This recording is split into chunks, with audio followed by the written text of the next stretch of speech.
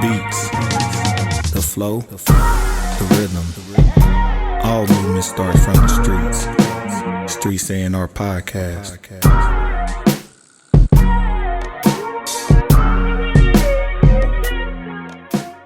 Your palate expands exponentially when you get older. You just want to try it. Like, damn, I've been missing out. For 14 years I done missed out. That was like, bro, when we were in Cali at that conference, I swear to God, man, that was the best snack I've ever had. They had that damn granola bar, open bar, like granola and stuff, trail mix bar. They had everything you could possibly have for trail mix. They had that shit. No, mine was like a tropical trail mix. I was put every single piece of fruit possible known to man in there. All dry fruit. I think they had dry kiwi. They had guava. They had everything. I'm like, yo, this shit fire. My mind was hooked up. I was mad. I went back out. Damn bar empty. If you didn't get there within that 20-minute window, it was gone. I couldn't believe it, man. Shout out to the grown-up snacks. Man, that part. Because it just be hitting. Dry fruit. That's how you know when you're starting to get older. You want dried shit. Like, I want something that'll last more than a week. I like the regular fruit. We like our fruit wet. But the dried is good too. Only thing dry that's good. Oh man. Oh man. It's gonna be fun. God, he didn't have some of the sweet neck. Hey, look at him. He talking about the dry. That's the only thing that's good. He thinking about everything wet he didn't touch the past month. Look at young God. He's still on his retention. He mad. He's like, No, he don't even speak about retention no more. I'm dry. Young God don't even speak about retention no Man, more. I went to college. Yeah, he got his freshman 15 1 pounds. Pound in. He pounded 15. I see you. He said, I can do an extra 15 pull-ups now. It's on. Man, trying to grow some wings. I see. He said, I want to get my wings, my back right. Just needs your back right for something for her to grab on. That's all good. All right, it's all good. It's all good. I'm with you. Yeah. Health and wealth. Health and wealth. To the point where he said, it ain't even about the girls. That ain't how you define a man. Yeah, we seen the video clip. It ain't look, because he look, he like, I can't define myself like this. But I'm the man now. I am the man, but that's not why I'm the man. It's the process of getting. That's what make me the man. Not getting. Listen, he said he the red pill. That part. Y'all playing over there.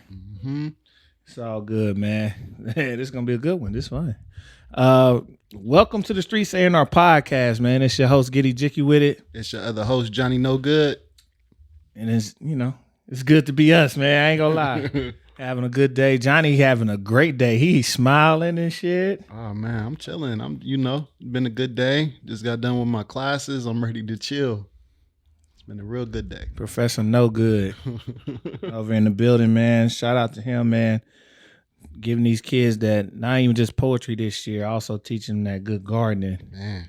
Getting your hand in the earth. Sometimes it's not even about the product that come out, just the ability to ground. Like, they don't even understand that they grounding themselves. They don't understand a lot of stuff, man. Shout out to the students, man, because in the class, bro, they do not fuck with me. They do not fuck with me in the class. But in the hallway, oh yeah, man, we in the gardening class and in the hallways and talking to their parents. Oh yeah, they love the class. In the class, they not fucking with me. I'm surprised. I'm like, bro, this shit is appalling. I'm like, bro, like, y'all act like y'all don't like me, Right.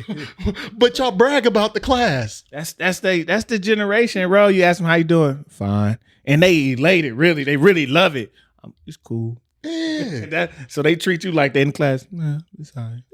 Throwing me off. Man, guess you back in the dorm. Guess what we was doing, man? We was out here like, yeah, they was like, yeah, all the students bragging about the gardening class. I'm like, these students? Who y'all talking about? You know what I'm saying? So yeah, man. Shout out to the students, man. As long as they engage, bro. What they say, it's more about what people say behind closed doors anyway. So it's a good thing in general. Ain't nobody mad, man. I'm glad you could be, of inspiration and working with them, man. Yes, sir. And then that really kind of leads into some stuff that I wanted to kind of discuss today. Like we've been doing this shit for a minute now. And I think on our first episode, we talked a little bit about our backgrounds, and we always ask the question of our guests, how'd you get started? What inspires you to do what you do? But we never really asked ourselves and answered that question ourselves. So I thought it was just, we on the second half of the year. Thought it was just a good thing to do, like to let people know, like kind of where we get our not just music but creative, inspiration from, and kind of how that plays out, and it's really hit me.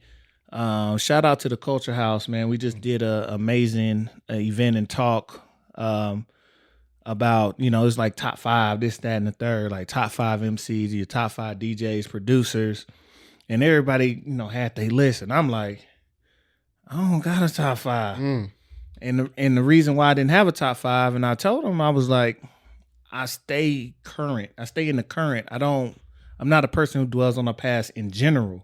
Like I have stories and I have memories, and I'll frequent those and I'll recall those, and I try to recall different ones because so much has happened, but I don't stay stuck. We've had conversations about, especially with people, you listen to their cars riding around, or they stuck in that era. You know what I'm saying? Like mentally, like everything. Like, no, listen, like it's a brother I seen the other day at the gas station. He pulled up bumping that Webby Savage Life too. So you know where he stuck at. You know what he on. And I got 612s. Man. I got 612s. I'm with you. I had to go and rebuy that album, bro. That motherfucker is a monster. I ain't gonna lie. And they Is try it to my cars? Is it my clothes? Hey, that's what young God need to listen to. Oh, God, you got to get that Webby Savage Life too. That's a classic album. Man. That's a perfect album, bro. Yeah. That might be a perfect album for what it was. But man, yeah, It's a miracle. it was on, man. That album crazy. Yeah. But yeah, it's just, I just got to thinking, like, not just, what drives me, because one of the questions was like your top DJs, and they asked me because I DJ. Like, to be honest, I don't have I didn't grow up in music in that way of hearing something when I was a kid, like, I want to do that growing up. Nigga, I was playing ball, you know what I'm saying? Like, so, for me, all that stuff musically and finding people who I related to as a DJ or looked up to as a DJ came way later. So, like, for me, it's just learning, not even learning, like, it's of course like DJ Jazzy Jeff, but it was also like, for me, I'm like, well, I grew up in Texas. So I said DJ Screw because he was influential in the sound that we were raised in. Like influential, like he created a sound, a style of music. Chopped and screw. You know what I'm saying? And then for me, other than that, I had DJ Mr. Soul, who's here, who taught me how to DJ. There's no other answer I could give. You know what I'm saying? And it just got me thinking, like, what we never really talk about our inspirations though for in general, whether music, creativity, bro. And I just wanted to give some time to be like, this is helps shape me or pushes me to think outside the box or whatever it is, whether doing events or whatever. So I just wanted us to talk, like, I just wanted to know from you, Johnny, like, what are some of your creative inspirations, whether it be specific people, projects, styles, whatever? What are some of your inspirations that have helped to shape who you are and be able to help you take your own shape? Man, well, that's definitely a fire question. And I think when I listen to that or get asked that question, first off, it goes to music. So, I mean, like yourself, and it's literally, I didn't talked about it before, but the person who taught me how to do music was my older cousin, my cousin Boss Man Sherman. Literally, I remember being in the 6th grade. Shout out to the homie Clifton. He had FL Studios 3. And I remember making my first couple beats and taking them over to my cousin's house. And he went crazy on me because I didn't know how to count bars. So, originally a song might be something like back then in those days, it might be like an 8-bar intro. You might kick into the chorus or you might go straight into the verse. But usually you're going to do like an 8-bar intro, an 8-bar chorus, and then go into the verse. And I think my first verse was like 32 bars long. So he just respectfully went crazy on me and asked me if I knew what I was doing as far as counting bars. And that shifted everything for me as far as producing. And he was also one of my biggest influences when it came to writing music. Him, my older brother, and my cousin Raynell, my cousin Tinka, they had a song called Smoke. And literally the verse was just like, all I want to do is smoke. smoke, smoke, smoke. And so like in those early days with them being able to record and them having their, like, you know, this is back when you used to record on physical tapes. So like, you know, like when you used to want to dub something off the radio, you used to have a physical cassette tape that you would dub the song off the radio so you could play it whenever you want to. So like when we think about, like, you didn't just have the luxury at your hand to go listen to your favorite music whenever you wanted to. Not at all. Not without a cost. If you didn't own it. So like that in its own self, and, you know, seeing them produce their music and stuff like that. But that was very big and inspiring on me. So I definitely have to mention my brother, my cousins, you know, as far as being my influence that got me not only started in music, but got me started in producing as well. Yeah, that's dope. Like, it's funny when we talk about dubbing tapes. People, literally a generation don't know nothing of what we even mean by that. That's hitting record and, like, I think pause at the same time. And you got to make sure you know what time it was dropping on the radio. Or they make an announcement. You got to be ready with that tape ready. You don't want too much of the beforehand. They get to talking. Hope you got a DJ that'll just play the shit through. That's a whole big ordeal. So you know what DJs not to record over. They gonna ruin the record. But yeah, man, it's funny. Like, you talk about music, and I'll go with music as well, starting out. But, you know, I've talked before about how my dad is the one who introduced me to, you know, a lot of music, and even my dad, so much so, playing Nigerian music, Nigerian high life music, just in the house and stuff like that. And what it did for me, like, even going to college, going to JUCO, I used to wake my roommate up playing this Nigerian music every morning, to the point he wasn't even annoyed. He just started rocking with it. That's how I knew I was in a good mood. Like, we're gonna start the day, we're just gonna play some music. But even musically, it's funny when I think about, like, growing up in Texas and it being, for those who don't know, like, there were certain mixtape capitals and, like, ecosystems of music. Like, everybody know about New York. Everybody not, like, Atlanta's an ecosystem within itself now, but Texas was a heavy ecosystem of music, meaning you don't have to go outside of there or very far outside of there to get whatever it is you're looking for. And that included party records, chilling records. Like, I grew up in a time where we got chopped and screwed music. We got, you know, Screwed Up Click out of Dallas. You got people like Zero popping off. DSR, Chameleonaire, Slim Thug, Paul Wall, Big Mo, Big Pokey, rest in peace. Lil Kiki the Don, Big Tuck, and Tum Tum out of Dallas. You know what I'm saying? I was about to say, you mentioned in Dallas, Mr. Lucci and Mr. Pookie. Yeah, listen. So even in that, people don't understand how different Dallas and Houston is sonically. Two different places. Is completely different musically. And just what it even meant, like, being on music and listening to those tapes, headed, you know, like, it's certain mixtapes and certain songs that come on now that are freestyle, that if you play, niggas be like, I'm headed to the Kappa on Four Swangers and Adapters, big booty snatcher. Like, it's like, what the, like, but everybody, if you played it, would know the words. And it's like,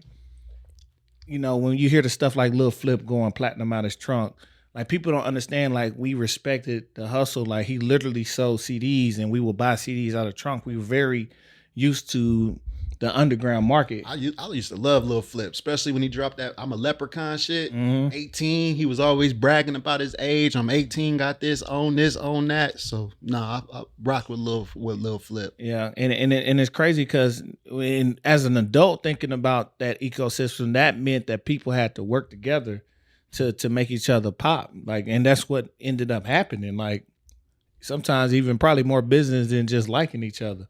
But I think that kind of stuck with me as I grew to understand that if we gonna make it, we gotta work lateral to raise the bar.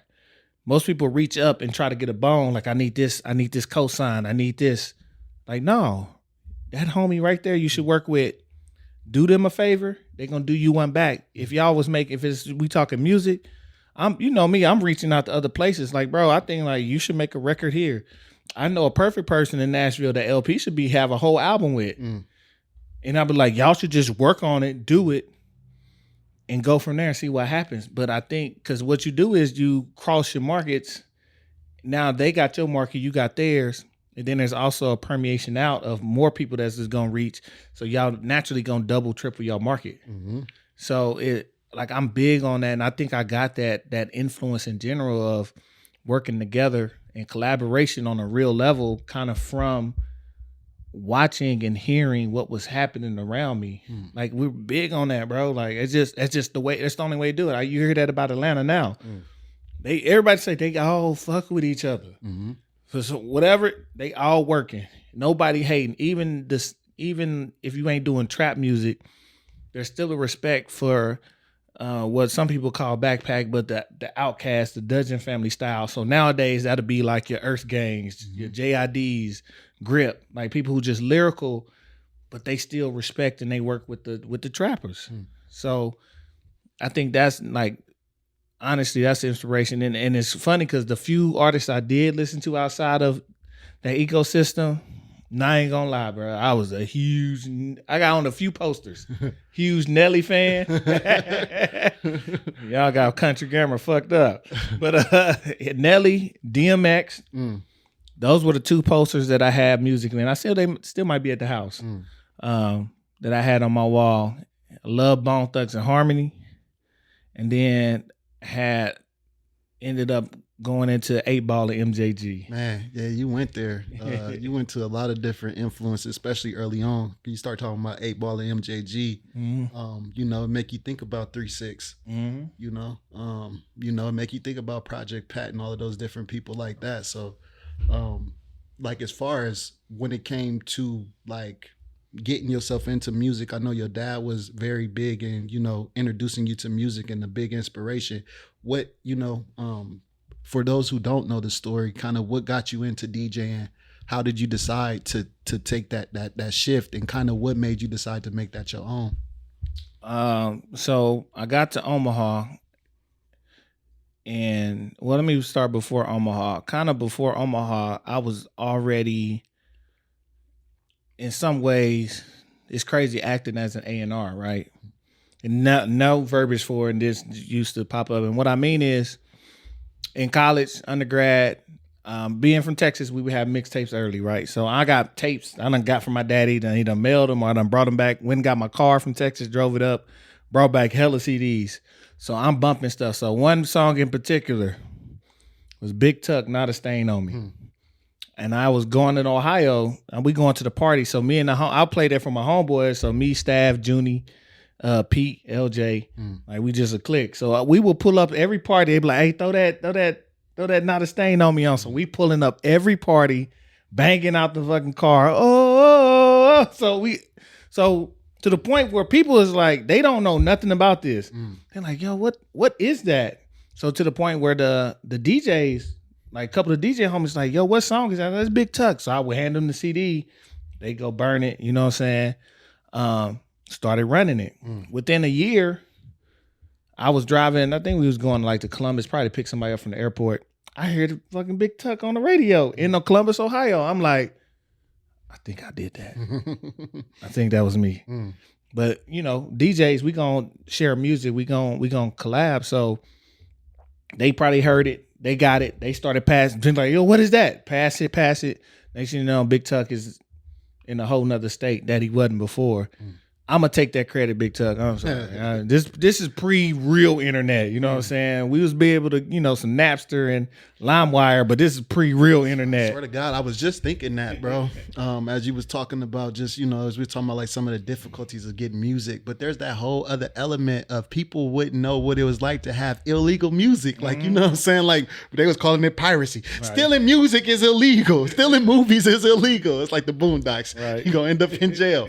But man, I think the worst disappointment ever in history used to be waiting those 2 hours for that song to download. You press play and that mug said, I did not have sexual relations with that woman. I did, however, go to such and such.com. I think that was this generation don't know about that type of stuff. So when you talk about like crate digging, right? Like that's digital crate digging in a whole nother way. Cause you used to have LimeWire, FrostWire, BearShare, Napster, Kazaa, all of that stuff, bro. I was the mixtape king. I used to burn these mixed CDs, bruh. To have a song that was good all the way through, and have a song without a random ass drop in the middle. Random drop. No. We're like, yo, chill the fuck out, dog. Like, and you don't even know it. You playing the record, just like, oh man, they done fucked my mix up. Yeah, it was crazy, bro. But yeah, man, it was crazy because I was doing that. So I'm listening to music. I'm a album person, so I always find the cuts on albums. And then I got even like the grad school. Going to house parties and even in grad school. And they'd be like, yo, somebody, everybody trying to get on some work. I'm just kind of chilling. A lot of times I'm in the cut. Hey, yo, somebody get on the aux. And I'm like, once you get on the aux, you can't leave because it's an actual aux cord. Ain't no Bluetooth. So like, damn, now my phone's stuck here. So I would be playing records and I'm just in there. Like, how do I keep a house party that's not like up? It's not like a twerk house party. It's just like a chill vibe. I'm like, all right. So I'm thinking about curation. Like, all right, let me play this. I remember being in Georgia in grad school, and I only remember this because it was the finest woman I ever met in my life. I swear to God, she's sitting right by me. So I'm trying to show out on aux cord, so I'm pulling records out of my ass. I'm like, we throwing some Saha the Prince. We in Georgia, but just get on this Ivy League real quick. Boom, throwing on records and started talking to her. So now I'm feeling myself. So now I got to keep it going to keep some synergy going. Shout out to Gia. I was like, man, but I always got stuck with playing music a lot of times. So when I got to Omaha, I literally made it to grad school with no laptop. Shout out to my old roommate, Keisha. She would let me, I used to work third shift overnight at a place, and she used to let me borrow her laptop sometimes. She sleeps, so I'm like, let me get your laptop, do my homework, while I'm up watching these kids at this facility. But I got to Omaha, I got my first laptop. I got a check, so I'm like, I'm gonna go get a laptop. So I got a laptop, and I was just knew I was interested in music, so I was like, man, I think I literally just had an epiphany, like I think I want to DJ, dog. Like, so I went and got a controller, Newmark Mixtrack. I think it was Mixtrack 2, Newmark Mixtrack 2. I didn't know what to do with it. I'm looking up videos. I don't know what I'm doing. So I started talking to a young lady who ended up being my wife. She was like, hey, I got this DJ I used to intern for. I work at this arts institute. He's doing this class for kids. I can talk to him and see if you can come through. So she did. She's like, yeah, just pull up, come through. So they having this whole workshop. I go in there, it's nothing but like 10-year-old white kids, right? I ain't my big grown ass with my little Newmark. So I'm talking to him. He going through the class. I'm practicing with him. Then he was like, yeah, since Joe gave me this check, I'll let you take my class for free. It's like a 6 or 8 week class. I'm like, cool. So I literally was with him every week, working on techniques and all that, you know what I'm saying? Like the basics, but working on technique, being able to hear a beat, being able to find a beat. So he'd purposely like be off a beat. And you got to go catch it quick. Because, let's say you mixing with somebody you in the middle of a party and they off, you got to get to it. You can't just back out sometimes. You got to move the turntable certain and speed it up or slow it down, mess with the tempo. So we were doing that, like all that kind of stuff, chasing records, playing records without looking at the screen. So being able to drop on a correct beat just from your ears. Old school, you ain't had no screen. You got to be able to know when to drop. So like that type of stuff, man. Like that's why he ended up in my top for inspiration in DJing. But yeah, man, that's really how I got started, bro. Like, and just from having the right connections, somebody teach me the right way and keeping me interested. But my love for finding something different didn't even come from music. I think I have an interest for the obscure and off the beaten path in general. Like I grew up, wanting to skateboard and shit. Like literally watching X Games. Like I had Tony Hawk, but I also had skateboard and roller I was skates. about to say, had Tony Hawk, but was you rocking with Kareem Campbell? A little bit, but Bucky Lasik was my nigga, dog. sure. You know what I'm saying? I ain't gonna lie. Bucky, he was a little looser on the board. He was just that's my dude. Kareem was the only black Yeah, dude, so on the game you get him, but he was weak as hell on the game. But Give me Bucky. Bucky, I used to get crazy with Bucky Lasik. But that's funny. Most people have no clue who we talking about. Shout out to them in real life. They the homies.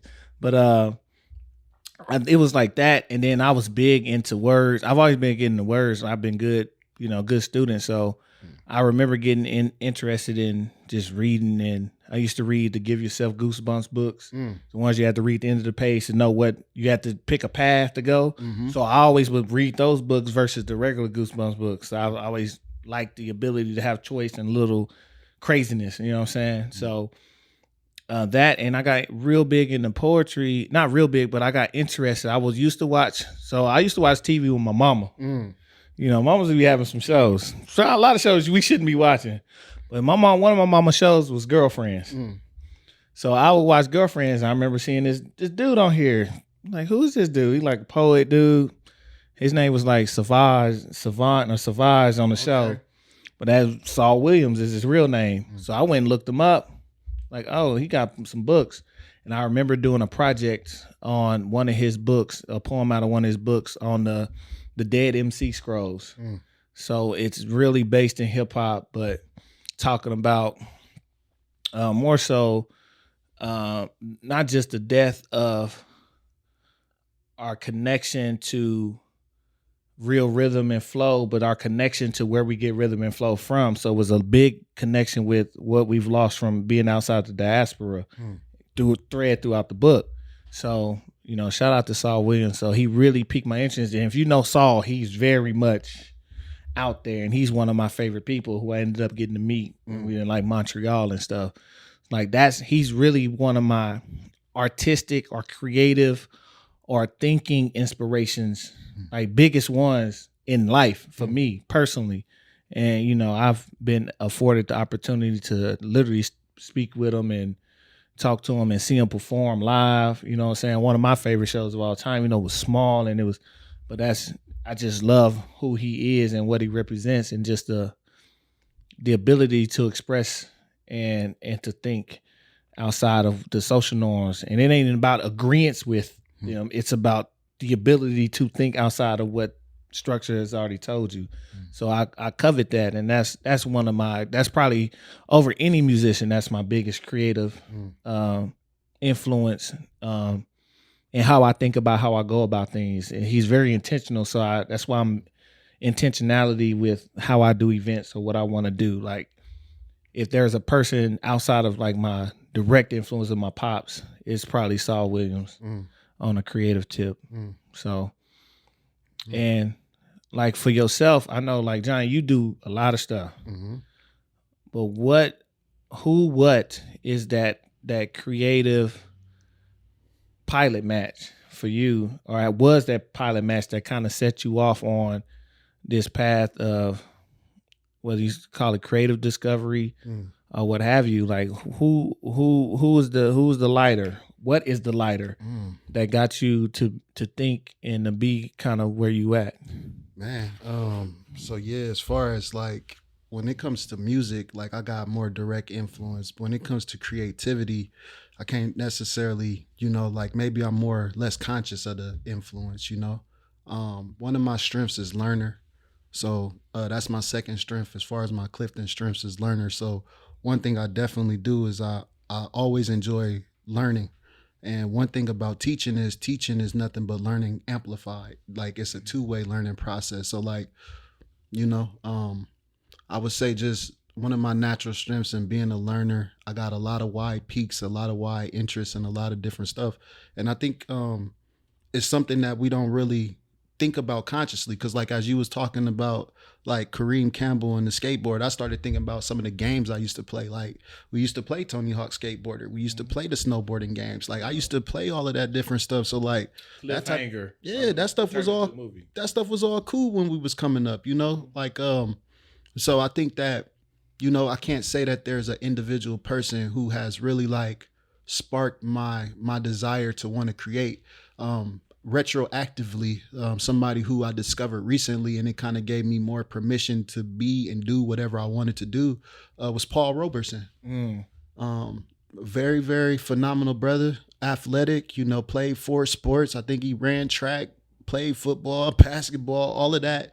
Was an actor, singer, all of that stuff. But that's a person who had a very, very big influence on a lot of people. When you go and study Malcolm and you listen to the cadence in which he speaks with, go study Paul Roberson and then see what the influence was. So just seeing like how a lot of our older ancestors had to wear many hats.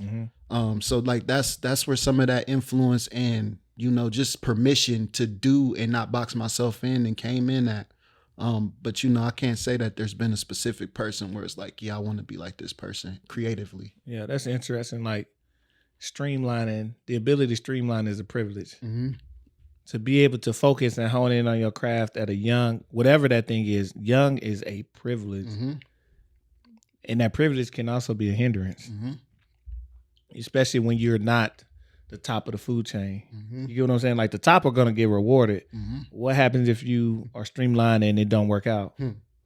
What do you have? You have no adaptability. You know, that's I think that was number 4 on my list, Clifton. Just being able to move, maneuver, just happen, pivot. You know what I'm saying? So, no, that's hard. Like shit, they had to be multiple things. And it's funny, and when you think about people, we should feel like we have to be multiple things, but we get caught up in definitions nowadays. Everything had to have a hard definition instead of just being and being what's needed. How do you know I'm what I'm needed to be in this moment? How about that? Like what else? What else I'm supposed to be? You know, we get caught up in too much, but yeah, man. I don't know, man.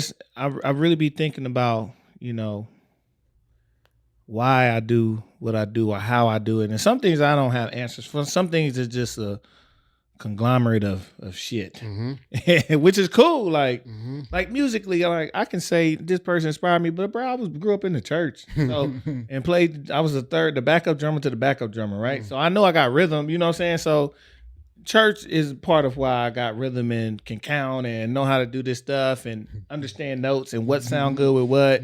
Singing in the kids choir. Why you trying to hit on the homegirl that go to the church that's 40 minutes away? Couldn't wait till oh, we going out of town today? Where we going? Yeah, hey Reggie, you going? All right, we going. Yeah. You know what I'm saying? But it's funny to really just sit and think like who really or what really did it. Like and one other, and I think my last inspiration was it's really a class. I'll say a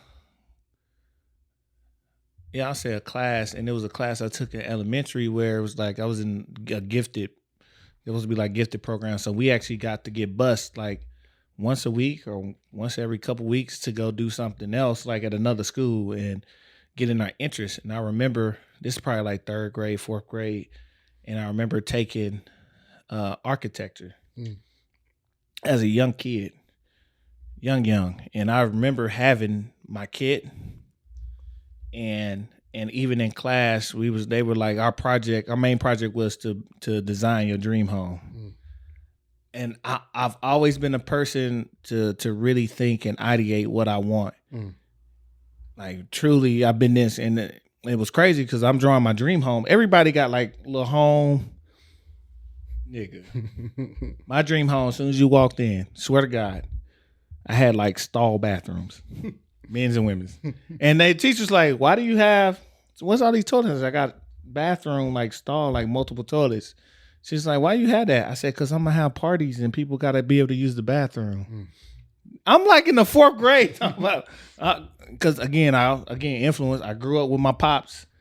Every birthday party turned into his party. And then he got 4 kids. So he got 4 extra reasons outside of holidays to throw parties. fight night parties. So we up sneaking around.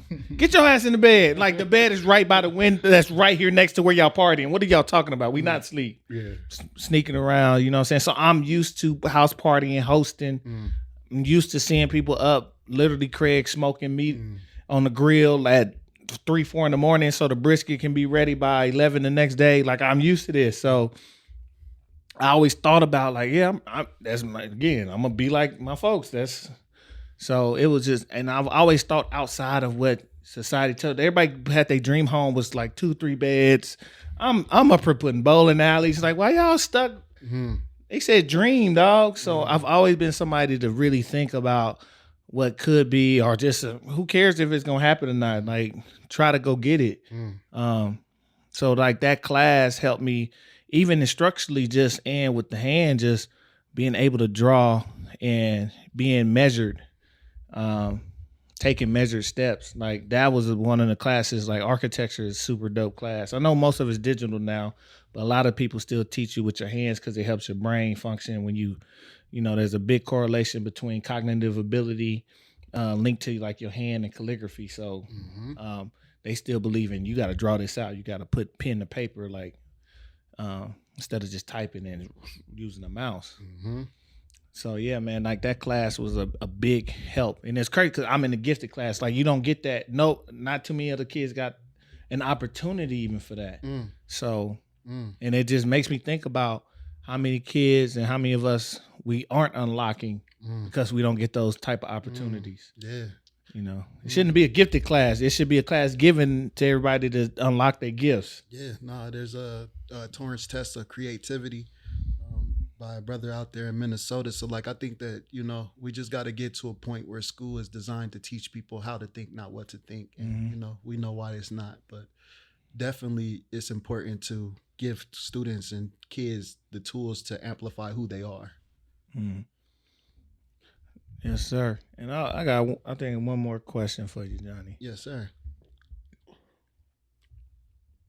Thinking about what's inspired, how you've been inspired, and your ability to inspire through your work. What is it that you aspire to achieve? Some 1 or 2 things. Now that I don't need to, you know, we ain't got enough time to get into everything. For sure. Nah, I definitely keep it simple. I'm just thinking about the full context of the conversation. There's a lot that I didn't get to speak on as far as influences, story, all of that different stuff. I just want to give a couple shout outs for sure. Definitely got to give a shout out to Tupac, man. You know, Tupac, just a different level of artistry, poetry, and putting that to work. Got to give a shout out to Top Authority from Flint, Michigan. You know, real raw, rugged music, man. Got to give a shout out to Dipset, in specific to Juelz Santana. I wanted to be Juelz. That was my guy, man. I wanted to be Dipset. They was the freshest crew I ever seen around. You know? Yeah, nobody's topping the fashion of that clique, as an era. As a clique, as an era, the beats, the production, everything that they represented just was style personified. They was crazy, man. So I just got to give a couple of those shout outs. What do I aspire to do, man? In this short term, man, I was told that I was put here to lead millions of young people. My ego is not there no more where that word lead stand out to me. The word lead could be subjugated or substituted for teach. So I'm here to teach millions of young people. I'm just here to teach, bro. To personify the lessons, the life lessons, the things that's been given to me, my perspective, because a perspective is just a view of things, but the way I view things is unique. Everything about me is unique, and just embracing that. So I just aspire to continue to teach people. And the best way that you can teach people is to be a living example. Yes, sir. Practice over theory. Yep. And make sure we get them shirts for the pod. Yep. Practice over theory. Yep. I think even for myself, it's as simple as to stay motivated and stay creative. You know me pretty well. You give me a problem, I'm gonna give you a solution. I don't give a shit if it's a good one or a bad one, but I'm gonna give you something like, yeah, I hear you. So why don't we do this? I'm motion. Mhm. I am in motion. I'm a current. Mm. You know what I'm saying? I'm with the waves. I'm a tide. So I like to continue to be in motion. You know, still waters are dead waters. So I want to continue to be creative. I want to my creative juices flowing, and to continue to think in ways to do and improve, and not get jaded, and not get stagnant, and not worry about what everybody else is doing. Just continue to keep pushing the envelope, like till it break. Like I'm gonna just keep pushing till I don't care. Break one way or another. Either break me down, or we break and hit it big. That part. Just till we break. So I'm really on that. I'm really on it. And more and more I keep doing something like that. I'm really on that. Really on that path. So most definitely, man. Teach and create. Yes, sir. That's it, man. That's all we on. That's it. Shout out to the young guy for allowing us to do both of those with him. You know what I'm saying? And to, like you said, reciprocate. Mm-hmm. You know what I'm saying? Learning, making my ass learn more tech and shit. Yeah. I appreciate it like far more than I can compensate, you know, now. But it's coming. So yeah, man. Man, this has been a cool little combo, man. Book us for your next session of You Niggas Need No. Yeah, man. But yeah, so it's real. It's real though. So I just felt that we just never gave that to the people, or gave it to ourselves to give to the people, and just to really reflect and think. And I'm happy we got to do it, man. A lot of stuff coming. We on the second half of the year, so we got a lot more room to get this shit done. Continue to work. Well, shit, speak for yourself. I'm at the point where I'm removing shit from my plate. My nigga is going into the cocoon. Yes, sir. Cacalysis. Chrysalis. Yes, sir. We crystallizing. Yes, sir. He gonna come back out shining when he do. So just hold on. Don't ask me when. I don't know. He don't know. You just go to sleep. Hibernate. So and I'm gonna keep pushing. Like, you know, we got big things coming up this year. Just finishing out the year, planning for next year, planning for beyond the year. You know what I'm saying? Like really getting to it. Yeah, we gonna keep creating, keep elevating. Sometimes you gotta be still, you know what I'm saying? You gotta wait. You know what I'm saying? We often talk about wait has two meanings.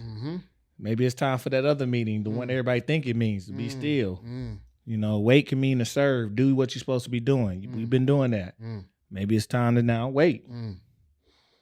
But you just got to know when the right time is for which one. So we gonna, you know, let's get to it, whatever that two is. So, man, it's been dope. I'm glad we here, and I'm glad we still continue to move forward, man. I appreciate everybody. Y'all know where to find us. It's Streets A&R. It's Streets A&R. I'm glad I've said that a million times, because I be finna mess it up, because I start thinking like, no, just say it. We on everything but Apple, man. And follow us on all socials, man. Make sure y'all comment, like, subscribe, share, follow. Tell people to tell people, man. Listen, man, we appreciate everything that y'all are doing and have done thus far, man, on our journey with us. And we still rolling, man. We got big things to do. Yes, sir. Big teams, man. And we finna get up out of here, man. It's your host, Giddy Jicky with it. It's your other host, Johnny No Good. And we out, man. Till next time. Peace. Peace. The beats, the flow, the rhythm. All movement starts from the streets. Streets A&R Podcast.